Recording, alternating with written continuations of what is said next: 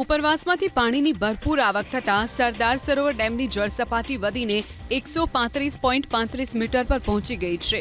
ડેમમાં હાલ 57,115 ક્યુસેક પાણીની આવક થઈ રહી છે, તો ડેમના 10 દરવાજા 1.45 ફૂટ ખોલીને 94,970 ક્યુસેક પાણી નર્મદા નદીમાં છોડવામાં આવી રહ્યું છે। હાલ સરદાર સરોવર ડેમ 89% ભરાયો છે।